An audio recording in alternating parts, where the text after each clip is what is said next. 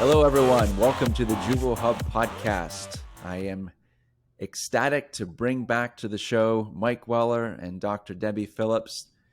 Mike Weller from Intelligence Consulting Partners and Dr. Debbie from the Quadrillion. Earlier on the show, we talked about active threat, situational awareness, and it's such an important topic. We've brought Mike and Debbie back again because there's a lot of components to this subject, and it's something that all of us felt we need to keep educating our audience about.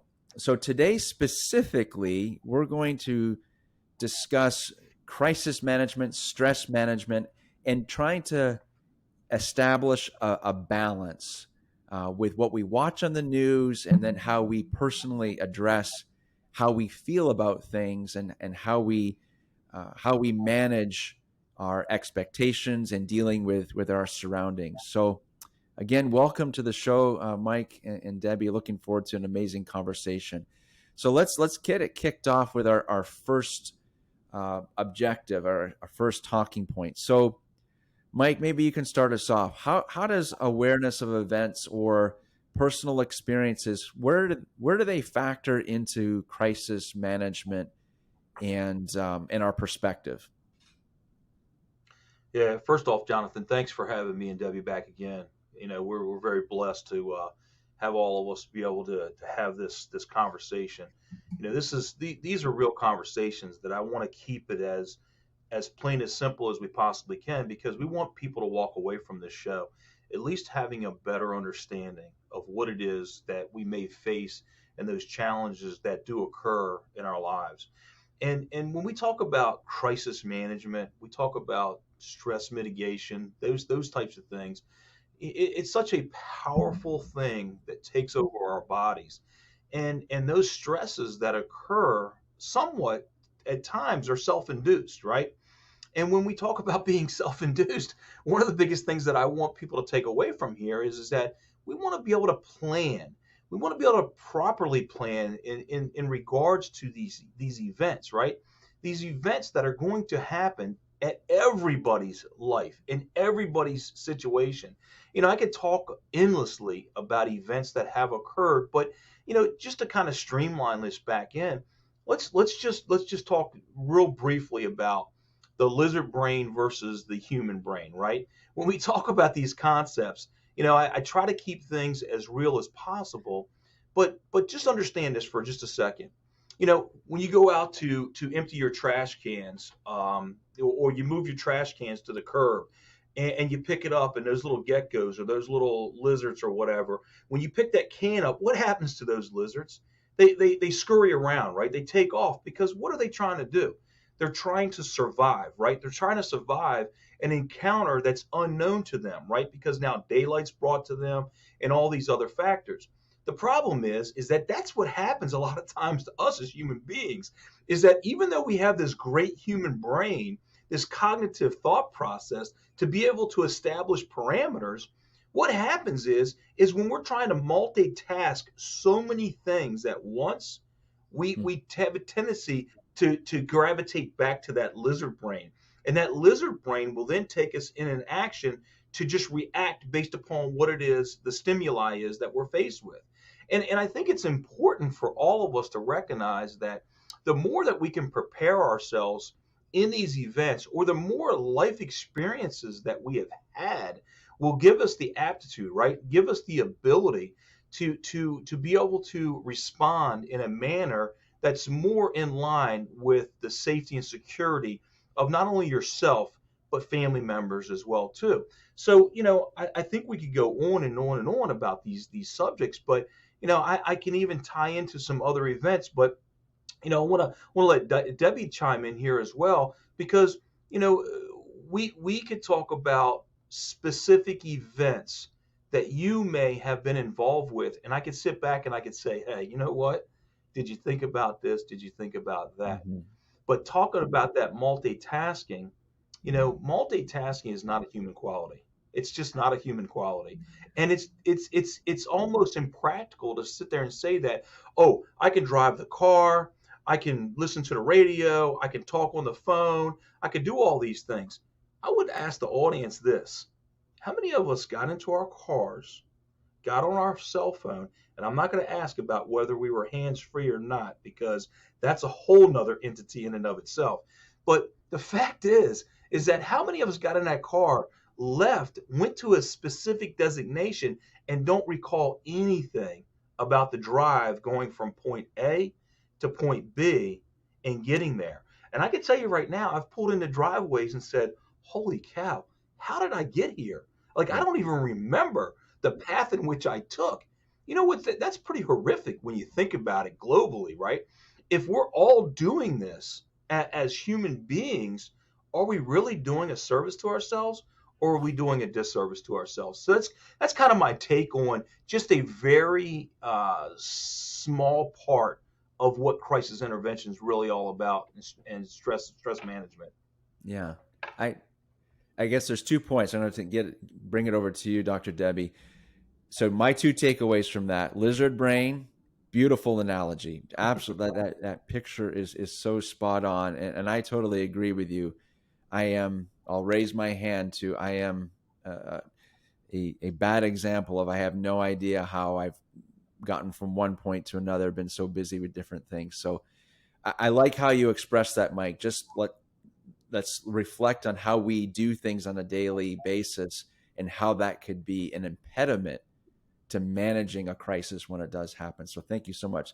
Dr. Debbie, what's your thoughts? I know you definitely have personal experience with a crisis that occurred. So I mean, what's your take on this particular point? Yes, and thank you, Jonathan and Mike. I just want to echo what you're saying. One thing that I'd like to share, and I can share so many, examples of being distracted. But let's turn the conversation to think about we're only as strong as our default. And practice doesn't make perfect. Practice makes permanent. And there are things that I want Mike to share with us because as we kick off this beautiful year, I want us to be more present. We're coming off the holidays when we just wanted to take a sigh, a deep breath. Many of us are reflecting on what lies ahead for all of us in our work and in our lives. And I think about how can we strengthen our default? Like, what does that look like? Do we spend more time? And before we get off this session, I definitely want to share the 7 Attitudes of Mindfulness by John Kabat-Zinn. But I want to get Mike to help us strengthen our default mechanisms.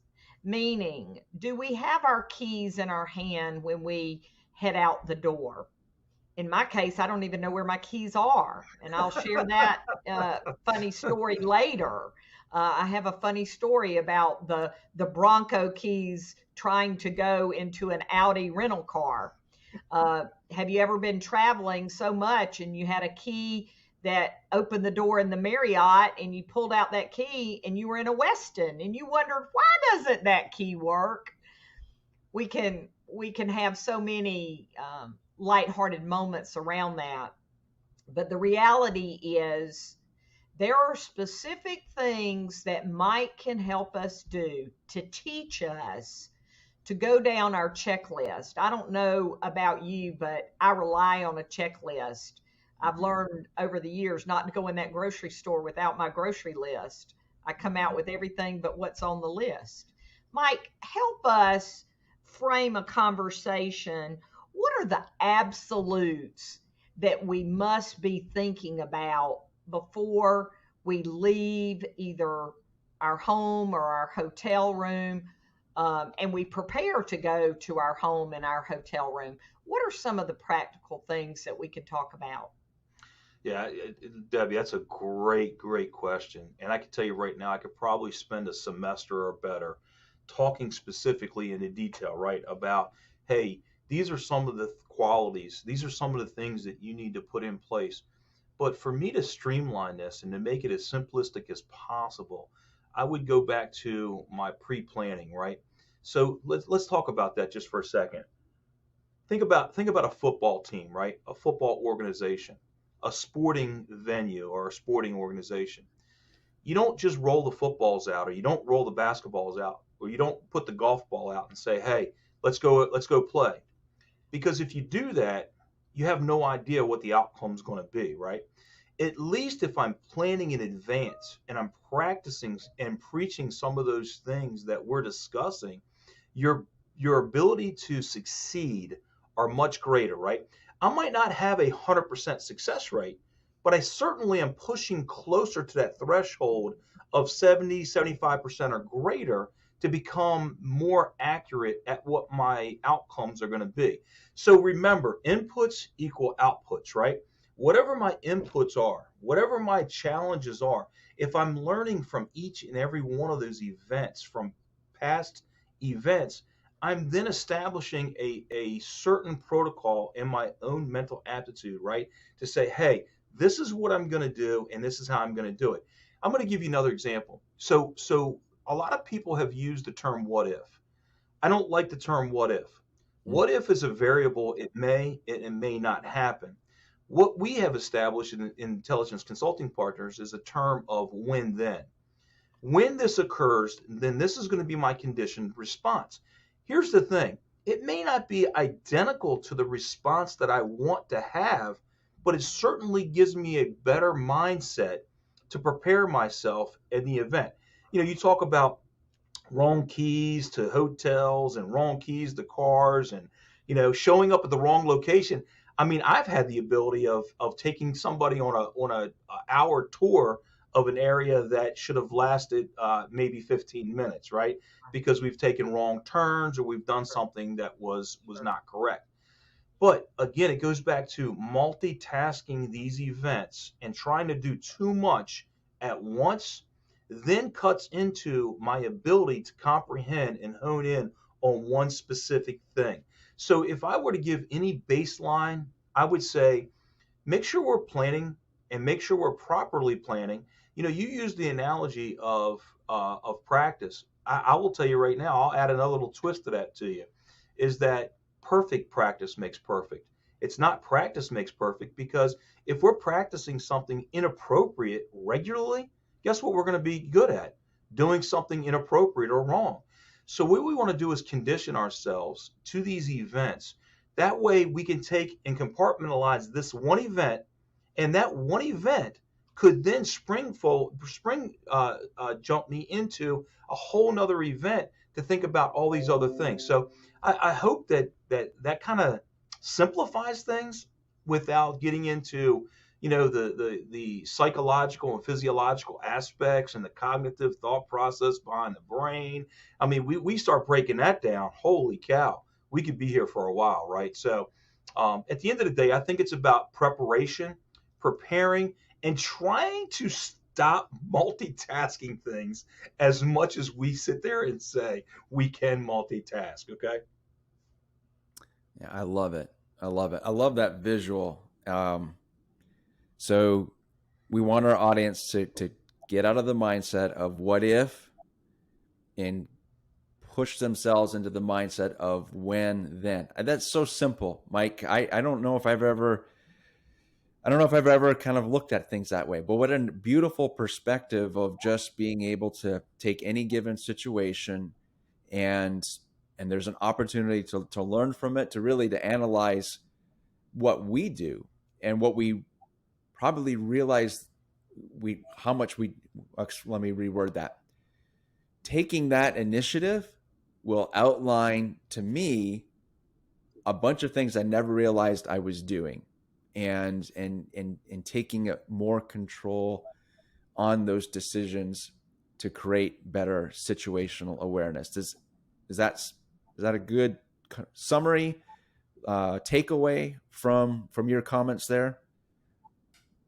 Absolutely, absolutely. I would say that, again, what somebody lives, everybody lives their lives a little bit differently, right? But we all learn relatively the same way. It's in how we process those events and how we're going to bring them back full circle.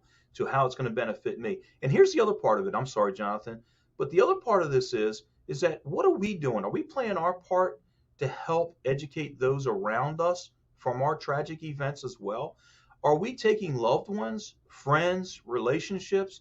Are we taking those for granted?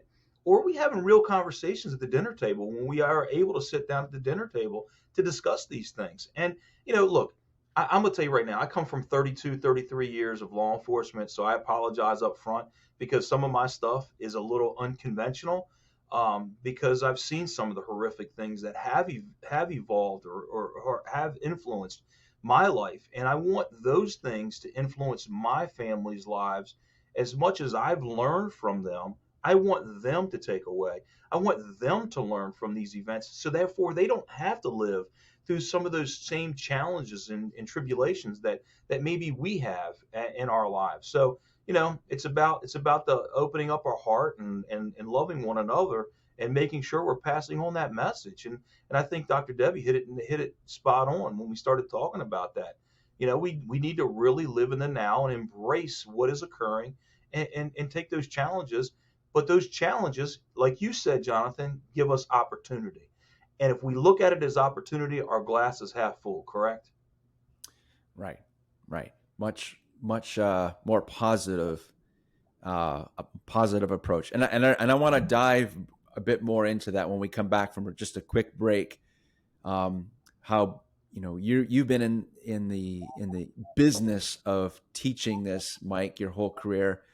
Dr. Debbie, you as well, leadership, intention, and some personal experience. We're gonna dive into that a little bit more. And Mike, you said you're going to talk about pie, so everyone, you got to stick around. We got to find out why Mike wants to talk about pie. So let's just take a quick break, and we'll dive into that a little bit more. Are you in compliance? When employees make mistakes, everyone is at risk. Compliance training lowers that risk. Juvo Hub is happy to announce its new online course, Diversity Basics Foundations. Learn more about this course at juvohub.com, your helping hand in property management education. Okay, audience, thank you for sticking around. We're loving this conversation. Just so much that we're absorbing, and just really taking a minute to think about what we do each day and how that helps build our awareness of what's around us and how to potentially deal with a situation that could be labeled as crisis or stressful. So, Dr. Debbie, I want to bring it back to you just for a second, because you kind of started touching on what I think often we may look at things that happen, like you were talking about, and share a bit about the Bronco and the Audi, as just maybe a funny story, a little unfortunate situation, but there's so much more to it. There's nice takeaways from it. So can you give us a little bit more background on your Bronco and Audi, and like, what do you think the audience, because we're all in that, we've talked about this multitasking and how it just doesn't work. We don't want to turn into lizards, as Mike mentioned. What do we learn from experiences like you're about to tell us? Well, I just want to share with our audience, I'm a teacher, and I will tell you that the experience is the best teacher of all. And it was probably at the end of last year, and I was, running from one event to another, and I had rented an Audi car, and I'd gone from Jacksonville to Fort Lauderdale, and then I was going from Fort Lauderdale to Orlando, and I was absolutely running on empty. Not just my car. That's a conversation for a different story. I was on the phone. Many of our audience know an icon in our industry, Jerry Warshaw, and I had literally talked through one tank of gas and run out of gas on the Florida Turnpike many years ago. So that was a whole nother story. But in this particular case, I was driving and stopped for gas, and the attendant said, "Now, ma'am, don't forget that there's only two exits off this turnway or turnpike." I said, yeah, I got it. I jumped back in, and my mind went immediately to running down on those conference calls, as we all do, one call after another. Lo and behold, I was so absorbed and caught up in one conversation. I missed that exit, missed the next exit, started raining. Another important takeaway that I want to share with our audience is margin. I don't have a lot of didn't have a lot of margin in my schedule, meaning I didn't have a lot of room for mistakes. And so that's another lesson into itself. But the bottom line is I pulled up at the embassy suites, ran in, checked in, and this gentleman had left his Bronco keys right there on the counter. And lo and behold, in my haste, I picked them up, ran back out, tried to start the car. And lo and behold, that Bronco key didn't start that Audi car. I ended up climbing from the back of the car to the steering wheel, got in the car, went to my event, was afraid to turn the car off, pulled in a parking lot or parking space, left the car on, went in and did my 45 minutes. People didn't understand. Well, Dr. Debbie's usually more friendly than that. Why is she running out the door? Well, I was running out the door to make sure that my car was still running, literally. So I share those crazy stories to tell you every one of us has been in a situation when we lost our mind. At that particular time, I was more concerned about meeting that urgent goal, getting to that speaking engagement. I had zero presence of mind. And I will tell you this, friends, margin, having things booked too tightly, thinking we're being, quote, highly effective and a high performing team member, I was everything but that. Let's don't kick off a brand new year spread too thin. Let's be confident in being able to say no thank you, not at this time. No is a very important word. Mike, I want you to elaborate on ways that we can build more margin in our schedule, how we can think about safety first. You know, when I get on an airplane, they don't tell me how excited they are to serve me those Biscoff cookies. What they tell me on that airline is that their number one priority is the safety of that passenger. And I want us to take that mindful approach to think about at the end of the day, it's about getting home to our family members. It's about not taking for granted that we're going to see that family member at the end of the day. You know, life is fragile. Mike, what are some things we can do to just bake in more safety protocols? Yeah, absolutely, Debbie. Great story. I mean, the stories that you just talked about are so real and so relevant to each and every one of us that it resonates with us, right?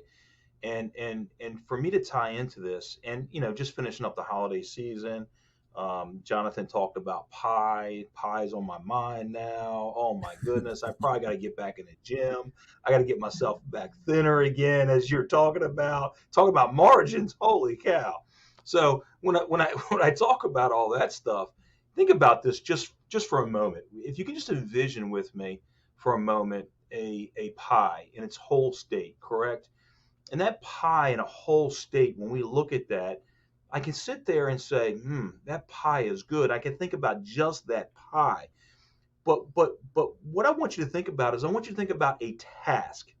So that pie as a whole, just that one task that I'm dealing with, I can think intelligently about that one task. If you only had to worry about getting to that hotel, you wouldn't have had any problems, Debbie. If you would have thought about you had to go to that meeting and that's all you had to worry about, you wouldn't have had any problems with that. But unfortunately, in a venue, when you start looking at that pie, now I'm going to divide that pie in half. Now I'm going to think about I got to get to that meeting, I've got to get my car, I've got to check into the hotel, and every time I'm slicing up that piece of pie, and I'm starting to distribute those pieces of pie, but not to me, to everybody else, and I'm trying to make everybody else happy about what it is that I'm trying to accomplish. Yeah. And the reality is, as a human being, that multitasking aspect is so difficult that maybe at best I can pull off two, but when I start tying off three and four, you can cancel it at that point, right? That's 25% of my relative thought process going towards a specific task. And I'm probably minimizing that as much as possible. But I'm going to tie all this together. And I'm going to talk about stress just for a second again. Let's talk about the heart rate of a human being, right? At rest, the heart rate typically is anywhere from 65, 75 beats per minute when we wake up, right? I think Lance Armstrong's was at like 39 beats per minute. I mean, you're talking about subhuman, right? I mean, but he trained to get to the point where he was. So our hearts are already beating twice as fast because we are not getting the cardiovascular in our lives probably the way that we should, right? But each one of these events, now I take each one of those pieces of pie and I start tying it into stress levels. And as stress level starts to increase, what happens to my thought process? It starts leading me towards that lizard brain that we talked about early on, right? So each time my heart rate elevates, it goes from 75 beats to 90 beats to 120 beats. What it's doing is influencing my cognitive thought process and my inability to do logical thinking, right? So if I told you, hey, I need you to do something and you're in super stressed, you're going to probably lock down and probably start to try to analyze what's going on. And time at that point is of the essence. And that's why when us at Intelligent Consulting Partners, we talk about the mitigation aspects that need to be involved with these emergency plans, right? The margins of error, as you talked about, are so small.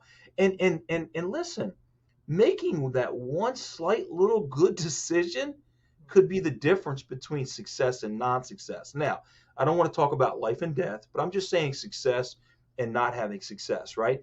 Because everybody's success is a little bit different in regards to that.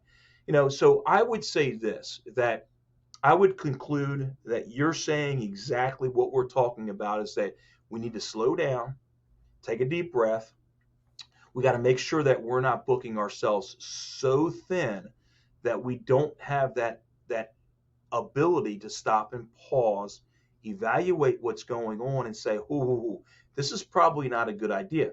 The other part of it is communicating, right? Being able to communicate with those that are around us. If I can communicate some of these things and some of these factors that are influencing, I think that I have a better chance of success as well. So again, I go all the way back to what we talked about, even in a sports venue. Bill Belichick, whether you're a Patriots fan or not, doesn't go out on the field and just start playing football that day. There's a preparation that gets to the point, right? Nick Saban in Alabama, there is a process.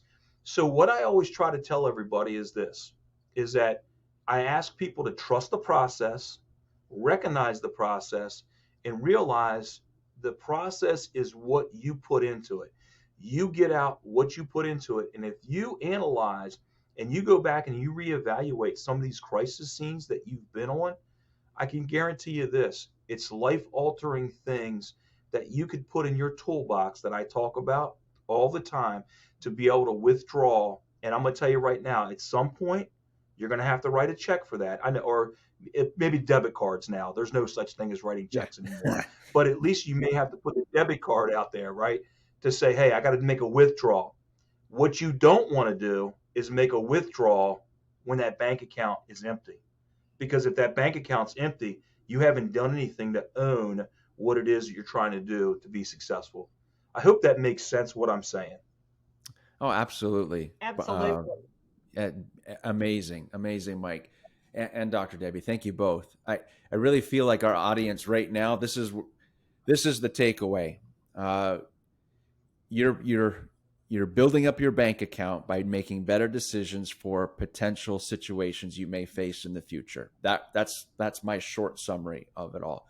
The way we manage how we can reduce the stress, make better decisions, and what we do each and every day is going to have an impact for those situations where there's a bigger decision or an actual crisis or an emergency situation that may arise where we have to have that already kind of like ingrained on how we're going to manage that particular situation. While you were talking, Mike and Dr. Debbie, we don't have time in the show to share this, but I'll give you just a brief personal experience. The week before I got married 30 years ago, everything that you said brought like flashbacks to that because I was kidnapped a week before my wedding, and it was at my house, and I so remember all the things that were on my mind after that event. Obviously, I'm fine and live to tell the tale about it. But I still go back and saying, I didn't notice this. I didn't see this. I didn't factor in A, B, C, D. And, I've had to live the life lessons from that. So I think it's just amazing conversation where we're helping all of us. Not, yeah, it's funny when things like what happened with Dr. Debbie with the keys and missing your exit.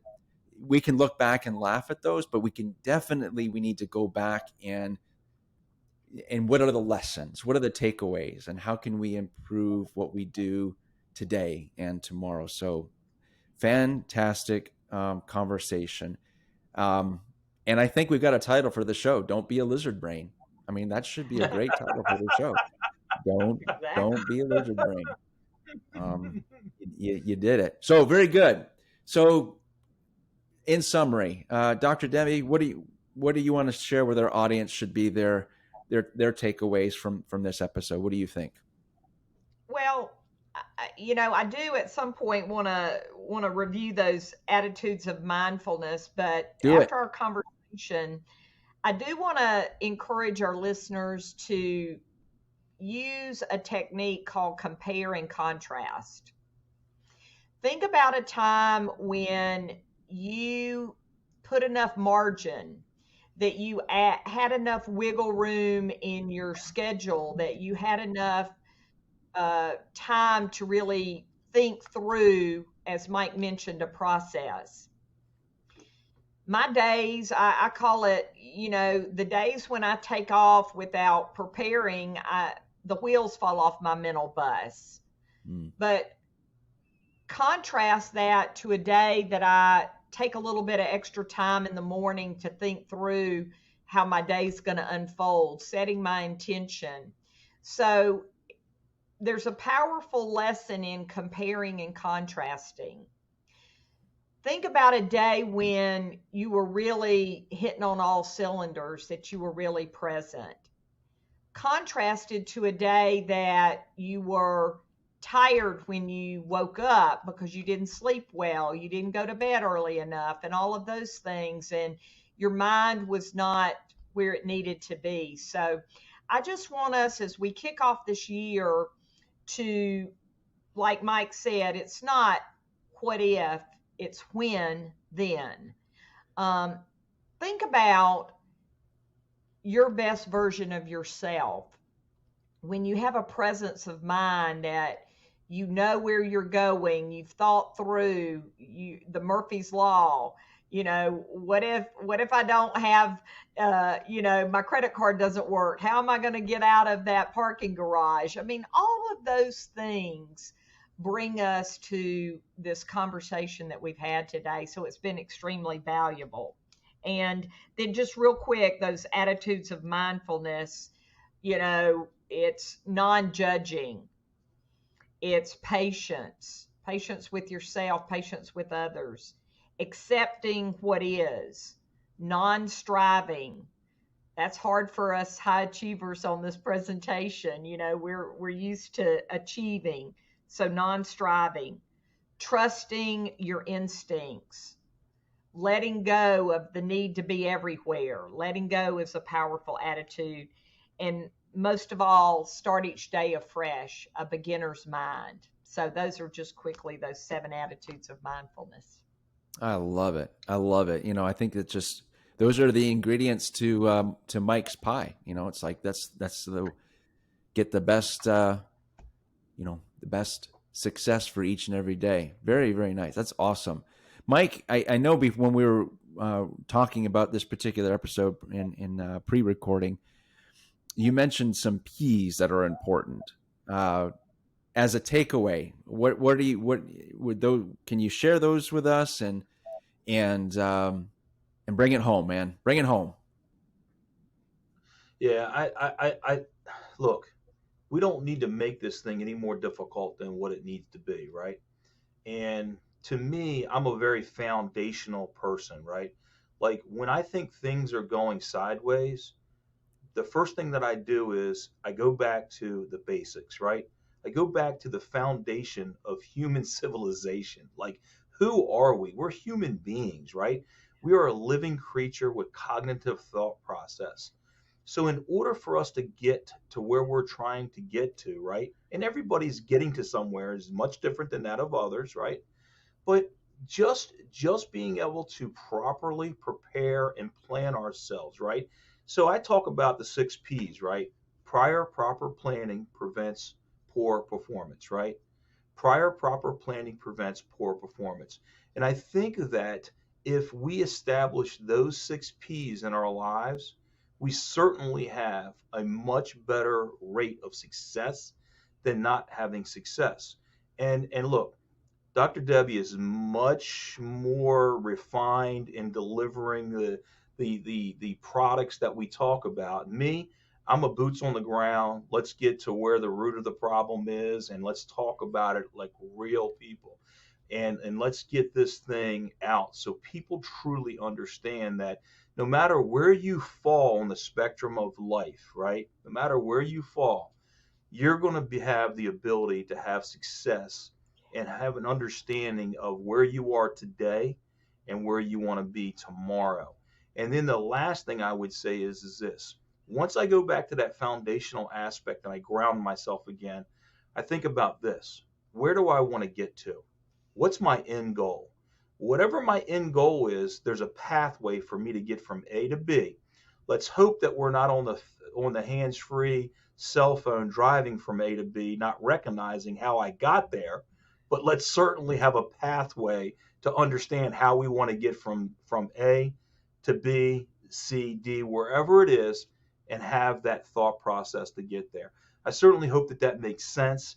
To me, this is a very passionate subject. This is where I've seen too many people walking around as victims. And I can tell you right now, I'm a people watcher. I love to sit back and watch people, and that's not from a crazy standpoint, right? It's from an educational standpoint, Yeah. right? I don't want anybody to think I'm crazy, but I like to learn what those attributes are, and I can tell you right now, I can identify people walking around as victims all day long, and say that person right there is setting themselves up to be a victim. Am I walking out of the store? We just got done with the holiday season. I got my bags all on my arms, right? And I'm trying to get to my keys and my cell phone, and I'm trying to talk and do all this other stuff. The reality is that we can't do all those things as we established early on. Right. So again, just take what we can, marginalize it, make it very simplistic, and let's get from point A to point B, and let's have a logical approach in how we're going to get there. Does that make sense? Absolutely. Absolutely. There's so many takeaways from this episode. For our audience, we'll have it summarized for you in the blog post. So we're grateful to have you as both of you as guests on the show, Dr. Debbie and Mike. Beautiful perspective that really gave us a lot to think about, to go back to what we do each day and just give it some thought, pause for a minute, analyze, and reflect on both of yours, some beautiful key advice on how to manage what we do each day. So thank you very, very much. We're so grateful to have you on the Juvo Hub podcast. So how can people connect with you? Mike Weller, you want to start us off? Intelligence Consulting Partners. Again, thank you for being on the show. How can people connect with you, sir? Yeah, absolutely. And Jonathan and Dr. Debbie, thank you so much for allowing me to be a part of this panel. I just think that there's so many things and so many opportunities that we can help all of those around us. And all we do is we just need an ear, right? And just listen and embrace what it is that's being said. From Intelligence Consulting Partners, I'm going to tell you right now, this is a passion that myself and Pete Iliadis have had for years, and trying to educate and give people and empower people to become more knowledgeable about not only these events, but life in and of itself, because success is critical, right? And again, everybody's success is their success. If people want to get a hold of us, please reach out to us. We're on Facebook, LinkedIn. You can get us at the www.intelligenceconsultingpartners.com. Certainly, we're available there. And ultimately, our mission is to make every community safe, right? And that's kind of what our goal is. Just one community at a time. We can't focus on going back to the multitasking. We can't make the entire United States at once safe, but we certainly can community by community. And if we can get that embraced, that's kind of our message and our mantra. So yeah, absolutely get a hold of us, and I'm sure you'll post the website as well too on our viewing. So thank you.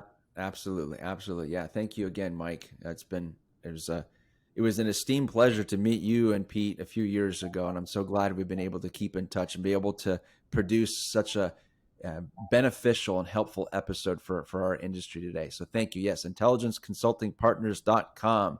That will be in the show notes. And to you, Dr. Debbie from the Quadrillion, how can people connect with you? Yes, and I just want to tell you, Jonathan, thank you for introducing Mike and Pete to me, because it's foundational to my teaching. And I thought to myself, what a beautiful way it is to pour a foundation based on safety, and most importantly of all, based on relationships. That's what our industry is about.